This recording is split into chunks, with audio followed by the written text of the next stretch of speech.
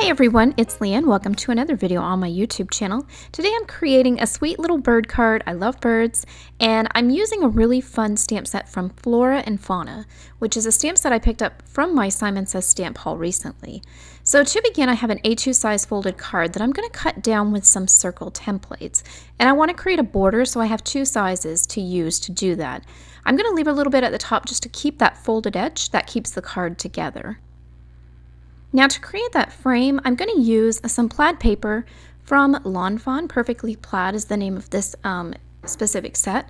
And then this is the stamp set that I'm using. This is Floral Aviary, which has some really whimsical stamps. I really love the Flora and Fauna style. I have some Distress ink. I'm using Squeeze Lemonade, just this one color. So it's going to be a pretty simple card, but a nice effect. And then I have some mixed media cardstock. So to begin, I'm taking the smaller circle, and I just want to pop out some of that mixed media. So I'm going to run this through my Sizzix Big Kick machine just to get that sizing.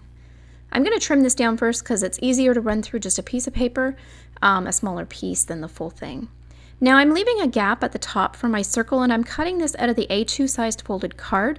I picked a circle template that is as wide as the card could fit without overhang too much.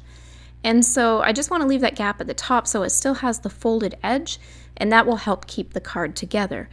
Now I'm going to use this circle again, and I will create a full circle cutout with the plaid paper, and that will create the full size of the card. So it will hide the fact that that top edge isn't full, if that makes sense. So here it is trimmed out. I had to use painter's tape. I ran out of Post-it tape, and painter's tape's a little bit more sticky, so I had a little bit of trouble getting it taken out of the template, but it worked okay. So here's the plaid paper that I'm using from that Lawn Fawn plaid paper stamp set. And so I'm going to use that bigger circle again and just cut out a piece with my Sizzix as well, using the bigger circle. So here it is popped out, and I'll show you what that looks like. Once it's laid over the card, you won't see that that folded edge doesn't complete the circle. It will cover up that overhang. So it'll feel like a full circle card. And then I have that other piece that's mixed media, and that's a smaller size, and that'll create the inset of that frame.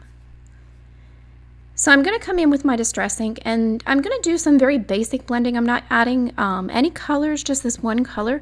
I just want to create a little bit of suns or sky to that card, just keeping it very simple. I really want to do some Copic coloring on this mixed media paper, so I don't want too much Distress ink, but I do want the Squeeze Lemonade just to kind of set the mood of the card and create the overall tone or feel. I'm going to do my stamping with Memento Tuxedo Black ink. I use this whenever I do Copic coloring because it works really well with the Copic markers. I'm going to use the smaller bird from the stamp set. It just fit in the circle better. The bigger bird I thought about, but I liked the angle of the smaller bird facing the left, or facing the right, I mean, and with the sentiment. And I'm just blocking out my stamps here. I want to make sure that generally what I'm thinking is going to work. So I usually start this way when I create a card. So I'm going to stamp the bird and the sentiment first. I don't want the sentiment above the bird's head. I don't want it to dominate the bird. I want them to be kind of equal and like the bird is delivering the message. So I put them on the same line generally, approximately, and I stamp them together so they would stay paired up. And then I'm coming in with the floral sets, or the floral parts of the set. I'm going to stamp the largest floral stamp first on the bottom, and I'm having that bleed over the edge, so I put a piece of paper underneath just so I wouldn't stamp on my desk. Now here I'm trying to figure out a way for that bird to be sitting on something, and I didn't really plan that out. And anything I tried just didn't seem to fit very well, so I decided to go on and continue stamping the flowers first and create that frame, and then I thought I would come back after. Now I'm trying to fill up the top too. I'm not really happy with the way the stamps are coming out with the position and stuff, so I decided just to kind of leave that as it is. Anything I tried just didn't feel very balanced, and so I decided to use this little sprig. I think it's like a lavender branch or something, and bring that in and have the bird sitting on that. There's some cute little music notes in this stamp set too, so I put those on above the sentiment like the bird was whistling this message. So now for the Copic coloring, I decided to do a bluebird, and I had to be careful because my squeeze lemonade distress ink is in the upper half of my image. So any colors that I choose for anything near the middle to the top, I had to be very careful that they wouldn't mix together and create different colors. I had to be very specific about what I chose. And so I wanted to do the bluebird. I had to be making sure that the blue and the yellow didn't mix together too much, so I didn't get a green bird, but it worked out pretty good. I kept the blend high enough that it didn't come too far down. And as an alternative, I could have masked out what I did stamp and color them separately on white paper, but I do like the way that the distress ink kind of harmonized everything together and pulled it together. So even though it creates a yellow tone on top of anything I color in the upper half, it just kind of blends everything together so it doesn't feel very cut and paste. I just liked the mood or the theme in that way. So I'm doing the leaves of the flowers, and I've kept everything generally in the yellow worm tones for those, and so more yellowy green foliage. Now I'm coming in with this sort of peach combination, and it's on the warm side as well, and I really had a lot of fun with this coloring. I really love how this coloring turned out, these blends. Now I decided to punch them up a bit, so I came in with some red at the end just to bring in the deepest part of those shadows to make them really punchy. And I'll put a list of all the colors that I've used in the description below if there's any that you're curious about, and I'll list the combinations as well. Now coloring these specific leaves was really fun because they had lines on them, just the art style of how they were drawn. They kind of reminded me of sunflower seeds. If you know how sunflower seed shells have those distinct lines, they have black lines and white lines, and I just thought they were really cool. Like the drawing was really cool, and so instead of just shading them like a typical leaf, I decided to color in the lines and create some that were lighter and some that were darker, and I thought it looked really neat when it was done. Now for this flower here, I decided to do it in a purple tone, just something a little bit warm. And I really took careful consideration about where I wanted the shadows to fall. I wanted them to be under the petals or feel like there were harsh shadows or strong shadows underneath those petals, as if the light was coming from the top left. But I did want to accentuate each of the petals. It was kind of a complex drawing, and I had a little bit of a trouble just figuring this one out, so I just went really slow and figured out where I wanted each of the shadows to be and built it up slowly. It ended up looking out okay when I was done, but I did take a little bit of time with this one. And then too, once I do any shadows, I usually like to lay down a light color first just to create a base for the object that I'm coloring, and then I like to come in with a darker color, create the shadows, and then I like to come back in with that base color just to soften out the edge between the shadow color and the base color, just to keep that blended a little bit and give it a little bit of a softer look. I decided to put the peach flower on the left as well. They sort of look the same in the drawing. And then I came in with some detail at the end with that darker color, that reddish color. Just creating some texture and interest.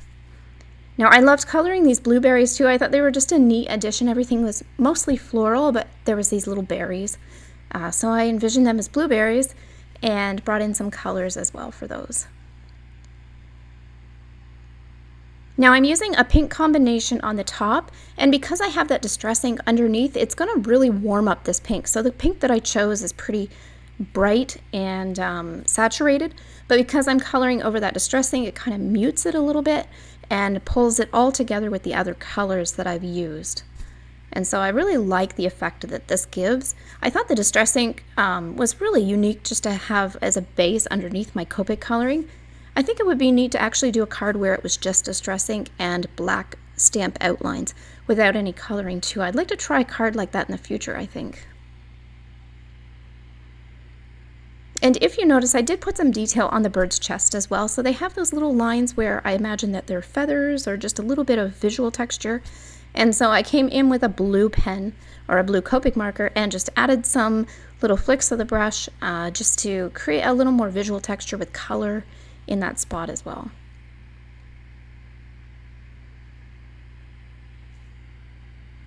And so reusing the purple that I used at the bottom flower, I'm doing this top daisy style flower. And you can see the color difference just with that distress ink behind it. It really warms up those tones and looks quite different. But I am happy with how everything just kind of like unites together with that base color.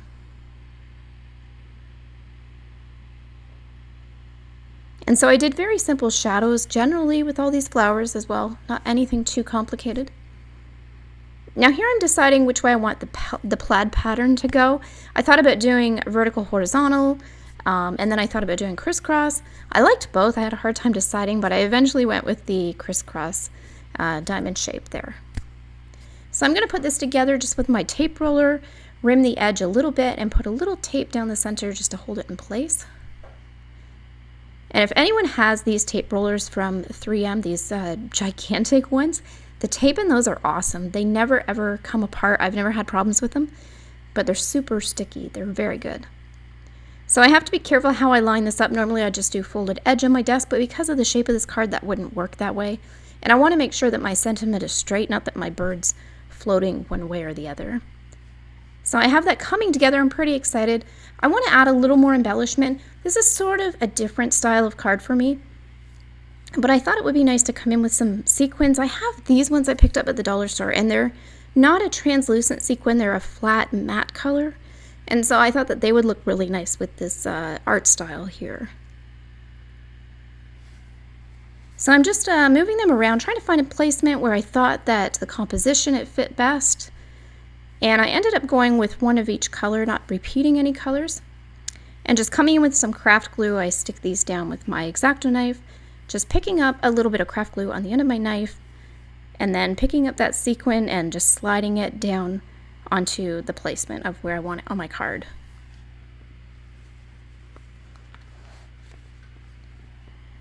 Now when I got this done, I realized that I only had 4 sequins, and the rule is you want to work in odd numbers. That's a design trick, and so you don't want to have anything balanced or even. You want uneven. It creates interest, visual interest. And so I realized I was missing one, so I popped a green one in at the bottom just to create that 5th one. And so this is it. This was my card. It was super easy. It was more Copic coloring than anything. And I love circle cards. I just love the symmetry of them and the balance. And this was a different style, as I mentioned, but I really enjoyed how this came out. I hope you guys enjoyed this video. If you did, be sure to give it a thumbs up and subscribe so you're notified the next time I post a video.